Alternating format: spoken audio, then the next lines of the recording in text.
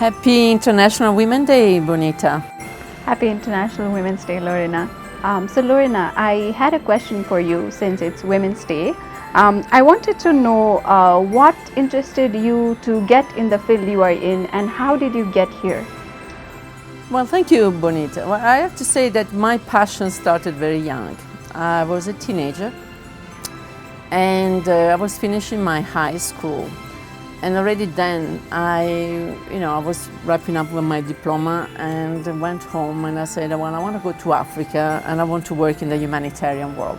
And thinking back, I think my mom played an important role. She didn't kill my dream. And she was concerned about me going so young, and she felt that I was not ready and I needed to study more. So she encouraged me to go and learn English and have better opportunity than to go to Africa and do what I wanted to do.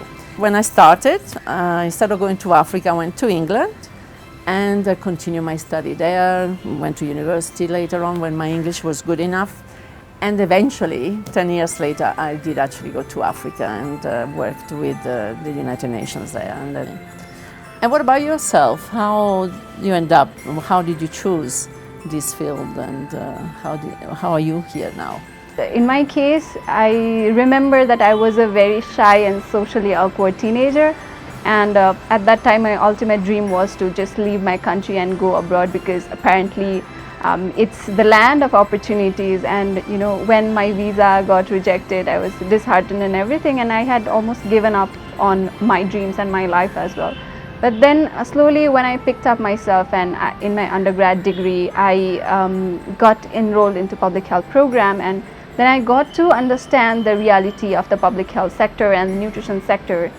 I used to think that leadership is an innate quality that I don't have, and I was not born with it.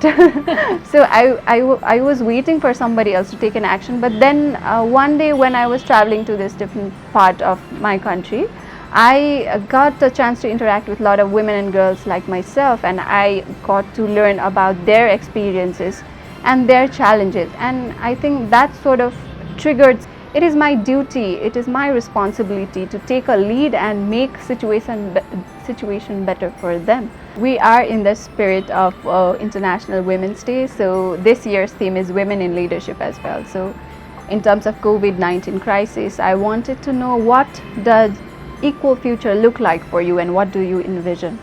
Equal future is when, regardless, your gender should not be the one on the way for you to achieve your, to achieving career-wise, be able to, professionally, not making compromise on your profession in order, to become a leader, to be able to pursue your career.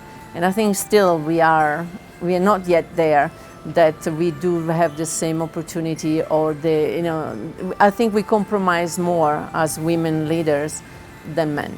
So what I think is good is that there is not, a woman can do whatever job she wishes to do, and men can do whatever job she wishes to do, and not providing stigma or stereotypes of what you should be doing as a job. I was just wondering, this last year, talking about the work and the reality that we all face, COVID also brought us maybe some challenges. When you talk about your work, you are very much in the field, and so the mobility became a little challenging, the communications, or the work you normally would be doing. So how was it for you? Yeah, for me as a woman, when the COVID lockdown started, it made me realize the existing barriers we have to achieve equality, because the COVID disproportionately affected women. I saw whenever I was traveling to field, a lot of women, especially who were engaged in informal economy, they lost their jobs and they lost their only source of income. So it is kind of a depressing situation for us. However, there are a lot of them on the field right now. So all these women leaders gave an example that although challenges are there, circumstances are there that are not in our control, what is in control is our action. Yes, I strongly believe that, and I think the work that you do, and I'm sure that you also inspired other young people, because I think sometimes this is also good. I mean, in discussing, say, okay, what was my experience, and when I was growing up and when I was starting my work. Did I see myself where I am today? Probably not. I didn't see myself. But what did I want to do? Have I done it? Yes. Did I listen to somebody say, well, no, that's too complicated? No. I wanted to achieve certain things and I went for that. So I think this is what is our strength. So wishing you all the luck and the continuation on the work. And COVID will allow to move better and making sure that everybody has equal access to health, educations, and their dreams to become true. So thank you very much for your time. Thank you so much, Lorena, Thank you and I very wish you the same.